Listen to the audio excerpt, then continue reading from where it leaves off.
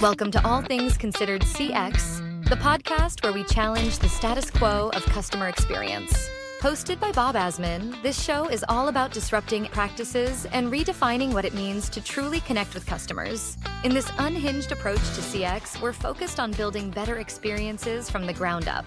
Each episode, Bob dives into the bold ideas, unconventional strategies, and fresh perspectives that are shaking up the world of CX. We're bringing you the voices that are pushing boundaries and changing the game. If you're ready to rethink how customer experience is done and drive real transformation, you're in the right place. Let's get into today's episode of All Things Considered CX. Hello and welcome to another episode of the All Things Considered CX podcast, Unhinged. As always, I'm Bob Azman, your host, and today we are talking about AI. We have had some fantastic conversations about AI in the past podcast releases, but what's interesting and intriguing, I think you'll find about today's discussion is what I would say a true utilization of AI to personalize the experience for customers. And that's something I think we're all struggling with as CX professionals. So I'm really pleased to have George Swetlitz with me, who is the co-founder and CEO of RightResponse AI. George, welcome to the podcast. And if you would take a couple of minutes to introduce yourself and your background to our listeners. Sure, Bob, it's great to be here and have this conversation with you today. So my background is quite varied. So I've been a consultant for about half my career and an operator for half my career. And within operations, I've worked with large organizations and most recently with a private equity-backed consolidation in audiology. And across all of those years, I've really been focused on the engagement with customers and how do you grow your business organically through great engagement.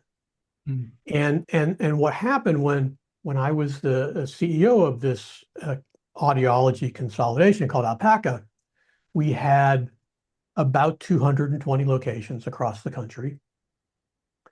And we observed that our best performing locations had better uptake of our ads.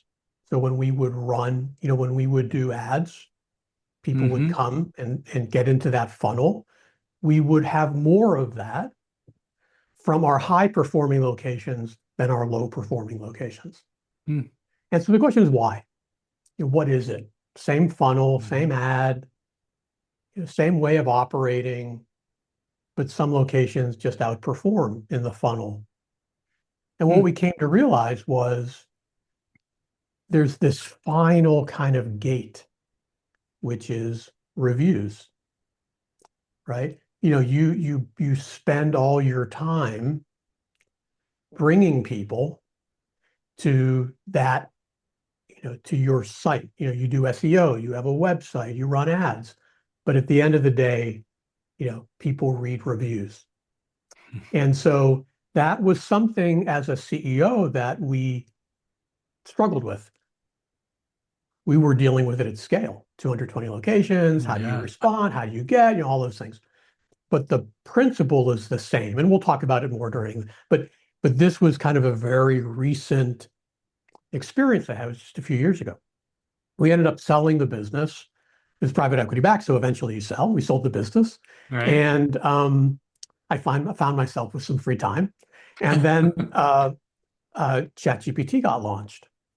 And I started thinking when we, right when it was launched and the promise of AI and how it would change the world. And I started thinking, maybe AI could have helped us with this challenge. So a group of us created RightResponse to try to get into the middle of that space and solve that problem. So I'm sure we'll unpeel that, onion throughout the episode. But that was kind of my background and how I got to where I am today. Very, very interesting background. And I like asking our guests that because there's always variation there. There's never one path that gets people into any particular field of expertise that they're in.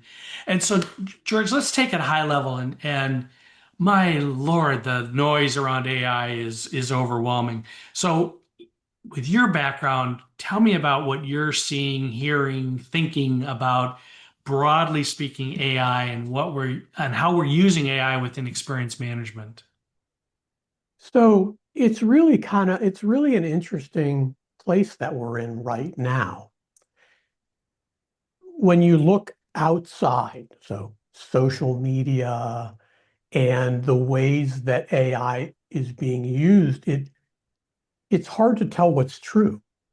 You look at things and you don't know whether they're real or fake. And a lot of that is, the impact of AI on the way that we perceive things. And so that skepticism about AI kind of in an outward way impact us on an inward way. When we try to use AI at work, we're engaging in that in the same place where we say it's fake. I can't tell real from fake. It's not authentic. It's inauthentic. Mm-hmm. And so I feel like that's the framework that we're in. So that's one element of the framework. Another element of the framework is a lot of people don't really use AI that much. They use it a little bit. They use ChatGPT or Claude or Gemini, but they don't really know how to use it. I mean, I would be in that situation if I wasn't running this business. But, we're in it every day and we learn, we try things. I mean, at the end of the day, we're trying to develop one paragraph. That's all we're trying to do is write a paragraph. And it's so hard. It's so hard to write one really good paragraph. And people see that all the time when they write long documents. The beginning of it's good, the end's bad. There's all these things that are happening. Right.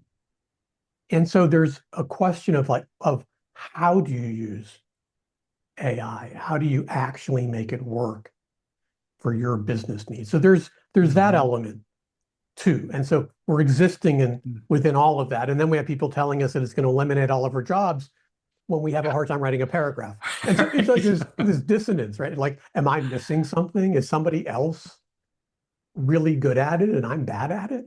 Right. So there's all of these elements, and then there's privacy and all these things that are happening in our lives that we're trying to deal with. And it's interesting from, sitting in my shoes now, not as a CEO, but as someone running an AI business.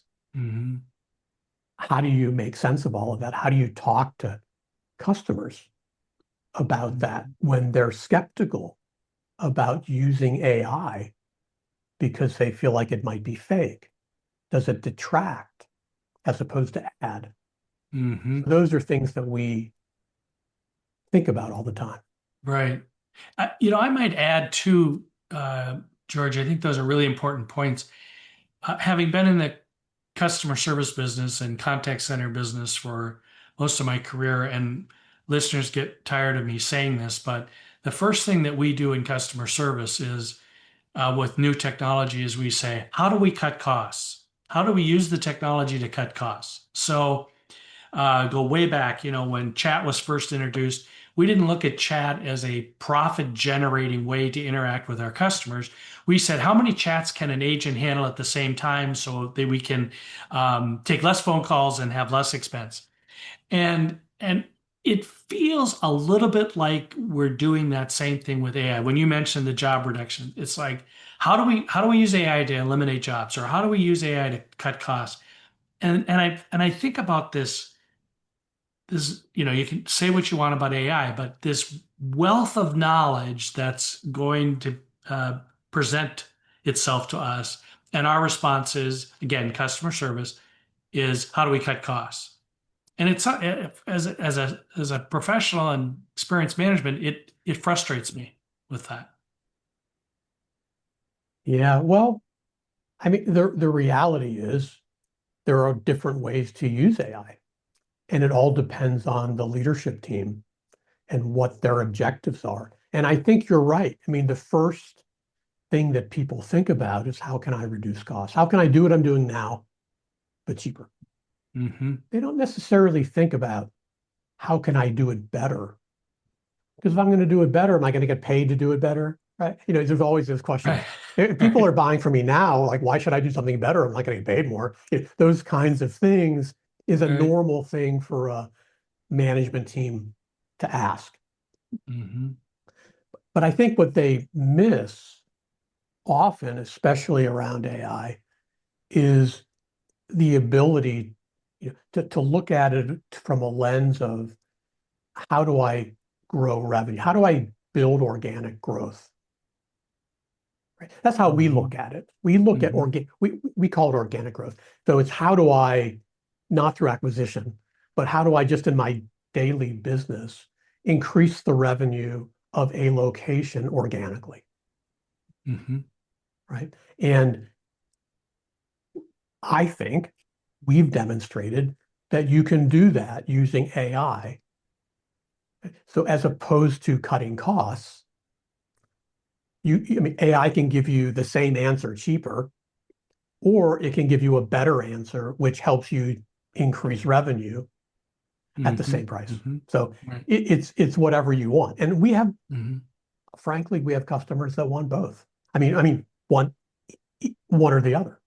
Mm-hmm. So we have people that just say, hey, I don't care. I just want answers. I just want cheaper.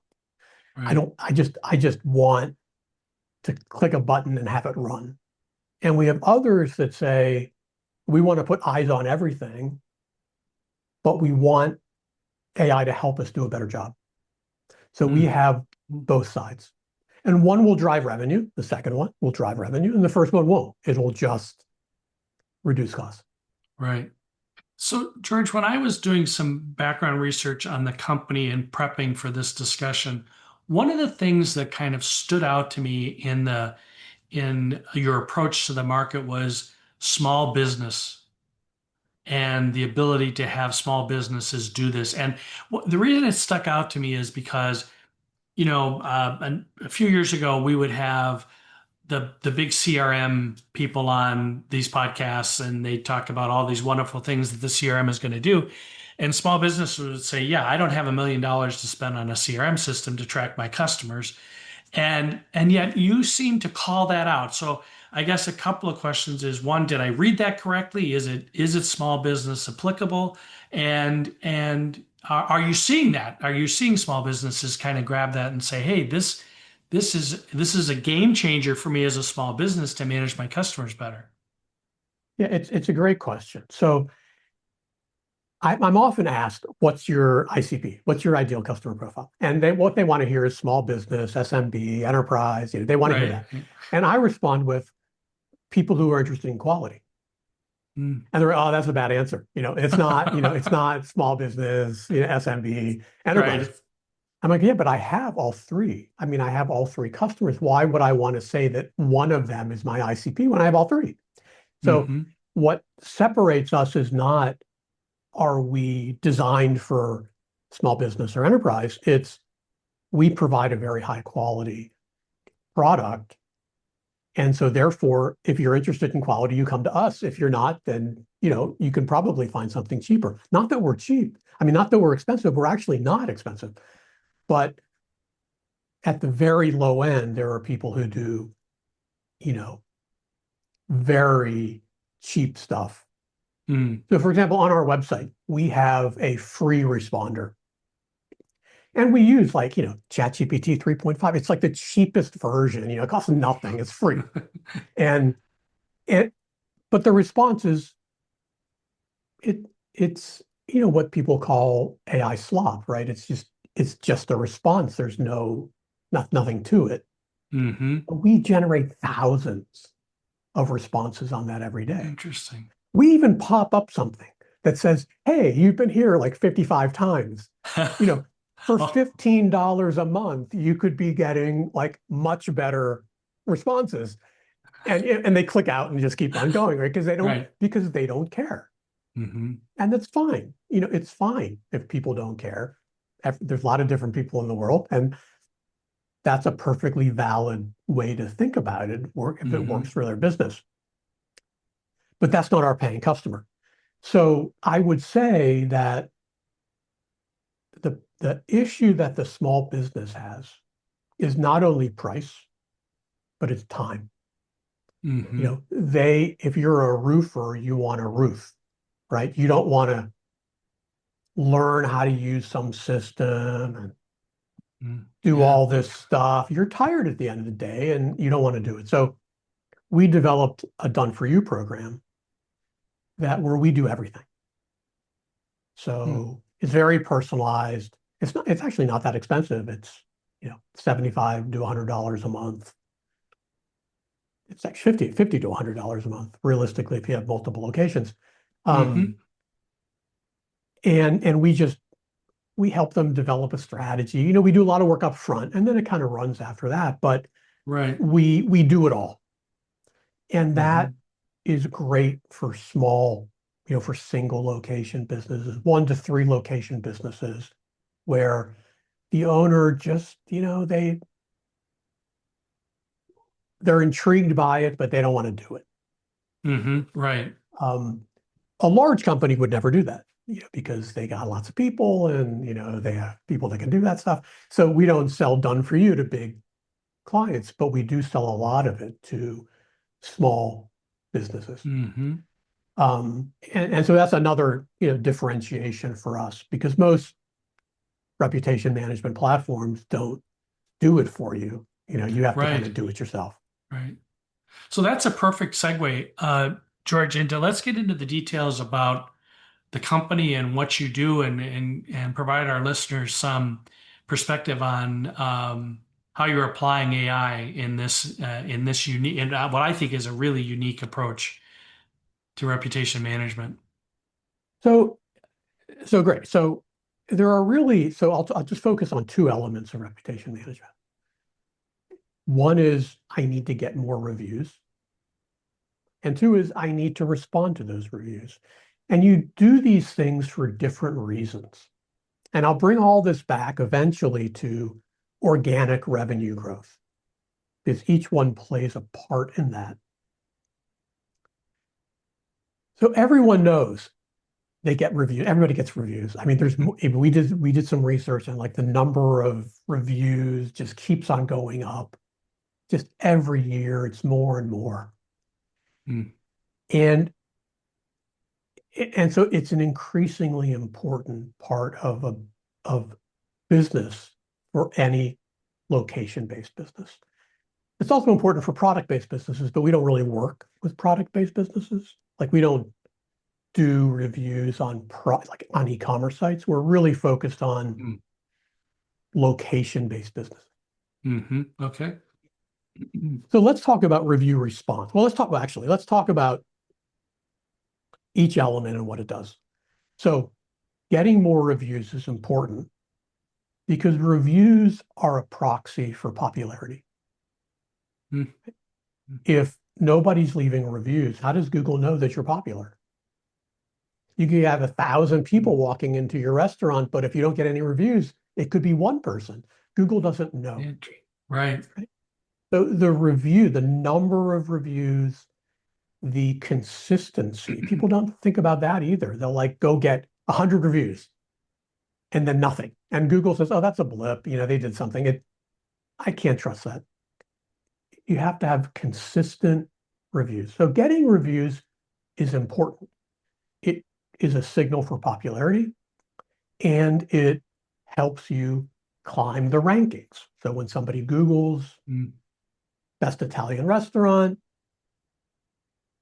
a lot of things matter, but something that's really important is having more reviews than your competitors, having better rating than your competitors. That's important. That's one piece. So what I always say is you get reviews for your ranking. You don't respond to reviews for your ranking, right? You respond to reviews for the person reading the review that's trying to decide where to go next. So you generate a lot of reviews. That gets you higher on the ranking. Someone then says, best Italian restaurant, you show up. What's the first thing they do? They go to your reviews. Right. And they start reading reviews. And so you have an option there. You can say nothing. Right? You don't have to respond to reviews. Some people don't because they're like, well, the review's the review. Nobody cares about what I have to say. But then you're not participating in the conversation. You have all these people talking to each other, except the owner of the business, who's like absent, right? Right, you're not there. It's like the craziest thing. And so you have this conversation taking place out in the world about your business. And the question is, are you going to engage in that conversation or not?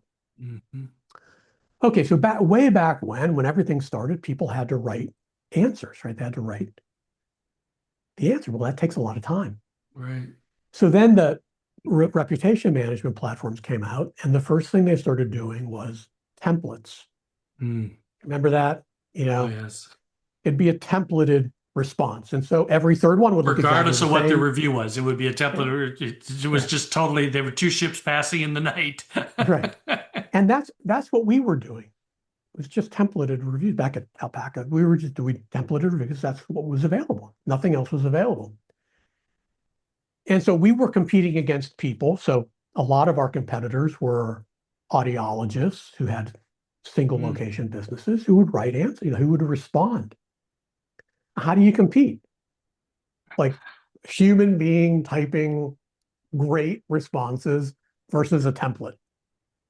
Who's going to win that game? Exactly. The human, right? So then ChatGPT came out, and all of a sudden you were getting like what I call generic AI answers. So the review would be, oh, I loved the veal and the wine was great. And the answer even today is, oh, we're glad to hear you loved you loved the steak and the wine was great, because it doesn't know anything. So you're not contributing to the even with generic AI. You're responding to the review, but you're not participating in the conversation. It almost is detrimental. The response almost becomes a negative because it's unrelated to the review and it's templated, and it makes the reviewer probably think, well, they don't really care. They responded, but they don't really care. Especially if it's a negative review. Yeah, because if it's a negative review, they're looking for you to say something. And if you just have this generic, I was really upset with the pool at the hotel. We're sorry you were upset with the pool at the hotel. Right. Right. Fill in the blank. We're sorry, and then fill in the blank. Right. And so it does. It becomes. So I thought it's detrimental, just like you said. It's detrimental because you're just wasting space. But of course, I'm in the business, so I'm like, am I biased? So we did some research. And we asked people, and they did say that they viewed it negatively. Generic AI. There's like this increasing, and sometimes I see it. Look, and I'll look through reviews. I'll see sometimes, I'll see it when I look back at a customer's historical reviews. Sometimes we'll see things like, nobody's reading these anyway. Right? Because it's just a generic AI response. So they'll make a comment. They'll update their review with nobody reading this, nobody responding, whatever. Right. So don't tell anybody I said this, but in the surveying days, I used to put in, so not a review, not a public review, but a survey that came back to me. I'd put in a negative comment and see how long it would take for a company to respond to me. And out of 1,000 companies, maybe 2 would respond. Oh, you had a negative survey result. So it's crazy, but go ahead. Right. So what we do, our objective, again, our objective is organic growth, right? So one element is getting more reviews, higher in the rankings, more people, organic growth. The other is people are now, so you're in the ranking with somebody who's either above you or below you, and their reviews are being checked out too. So Their Right. review is this, what about the steak? And it's a silly, generic AI response. And yours is, oh, we're really glad you enjoyed your experience. We only use prime beef and we buy it from a producer in Colorado. We're glad you Mm. enjoyed it.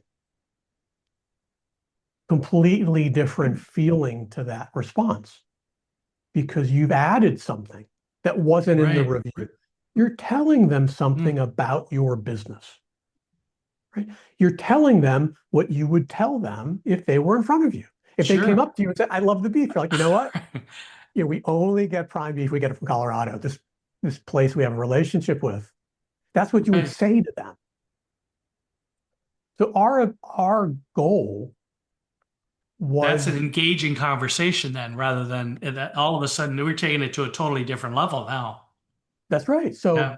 if Yeah. you're reading those two, you're trying to decide, am I going to go to Steakhouse A or Steakhouse B? Right. And one's like, hey, thanks for your 5-star review. And the other is what I just said, you're probably going to gravitate to the one that engage where the owner, the company engaged you, told you something new. Right. Because you say they care.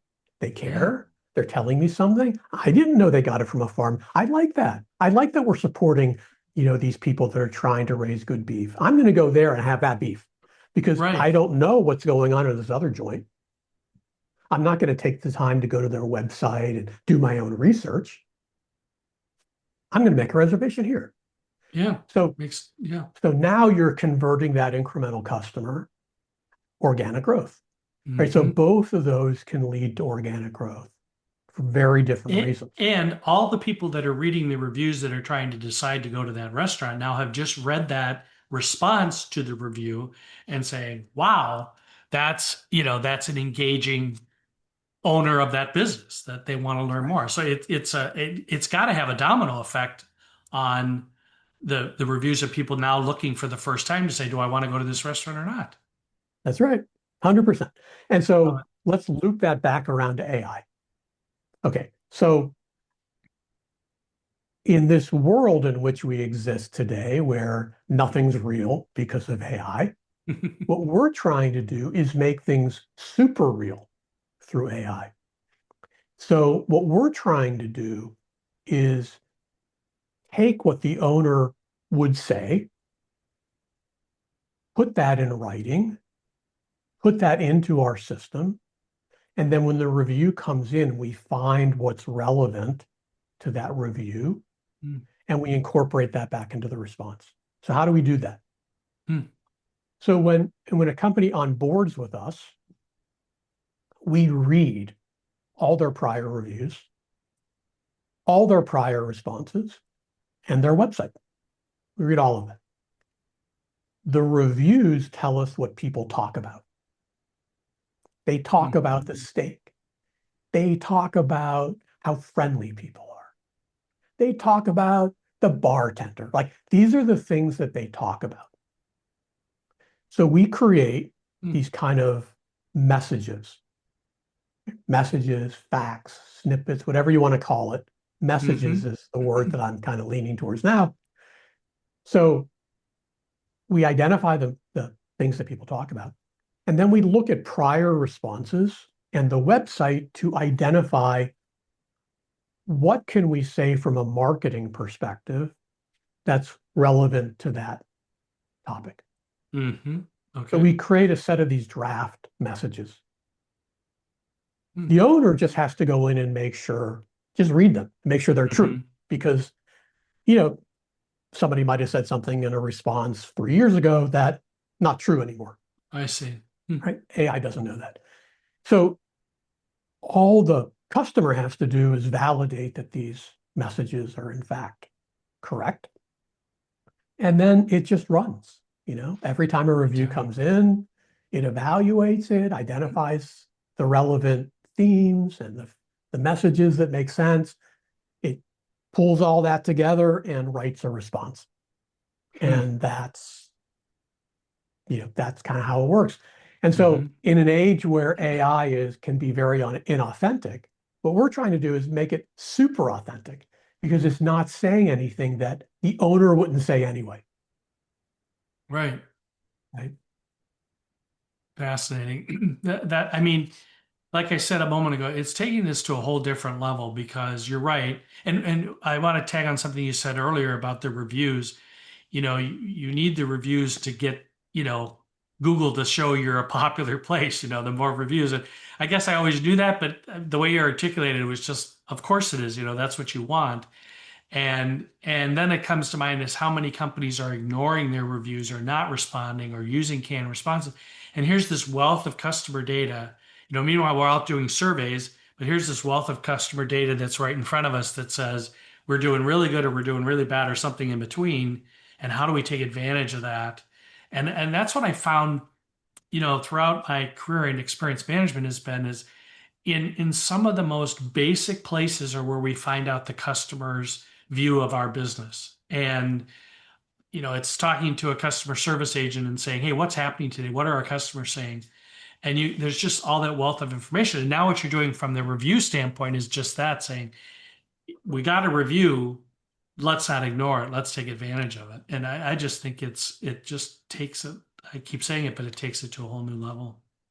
Yeah, yeah. No, we actually have another module, kind of a voice of the customer module, where at the same time that we're analyzing that review for the content and relevant messages and things like that, we're Mhm. also analyzing it for sentiment against a set of things that are relevant to that business. So we generate a set of topics for every business that are unique to that business, that are relevant. So, the topics for a restaurant are going to be different than Oh, the mhm. topics for a roofer, Right. right? Because different business. And then what we do is we create a metric that's called percent positive. So we look at every mention within each topic, and we look at the percentage of the phrases that were positive, so the percent positive in that topic. What's interesting about that is if you chart the percent positive over time and you chart the rating, average rating over time, Hmm. they follow each other. So Mm. when the average rating goes up, the percent positive goes up. When the average rating goes down, the percent positive goes down, Right. which is great because it means that it's a proxy. It's a very close. It's calculated completely differently, but it's a good proxy. What that Hmm. means is because the rating is only for the whole business and the percent positive is for these individual topics, you can actually see what it is that's bringing your rating down. You might have one restaurant where freshness is really low, and that's what's dragging your rating down. So you know what you have to fix. Another one, freshness might be high, food quality might be high, but service is low or some element of service. That's what's Right. dragging you down. So the problem, and we used to have this all the time when I was kind of CEO. We'd have a location and they'd have a 3.5 rating, and you just yell at them, get your rating up, like Right. what else do you know? You don't know anything else. Someone's Yep. going to go read the reviews and figure it out. Now an owner of a multiple location business can say, manager one, look, you really need to focus on on where the dining Right. area, Right. cleanliness. That's what you need to do. If you do that, your Hmm. rating will go up. And manager number five, you know, you got a problem with temperature control. You really have to focus on that. That's what's driving your Right. rating. And so what we find is that the larger SMBs, medium in particular, medium-sized businesses, enterprise customers, they'll use our voice of customer. The small ones don't because they're like, I'm there every day. I know what to say. Right. I don't Makes need sense. that. Like, I know. Right. Oh, So yeah. it's fascinating. It really is. And I mean, to that last comment you made about you're not painting everybody with the same brush, right? You're saying this location needs to work on this and that location needs to work on that. George, this has been a great conversation about AI, and the application of AI, probably one of the most effective applications of AI I've heard to date. So congrats on that. Listeners are intrigued. how do they get, you mentioned some things on your website, but how's the best way to connect with your company and engage with what your services are? Yeah, so it's rightresponseai.com, rightresponseai.com. That's the easiest way on that site. It's easy to set up a call. You click a button, book a call. Usually it's me if I'm available. I'm the one that's all I do is I talk to people. I love it. All right. So anyone who wants to learn more about what we do or strategize about how they can grow their revenue, location-based businesses in particular, happy to talk to people. They can come there. We also have we do special nice things for our, podcast hosts. So if your listeners go to RightResponse AI/CXU,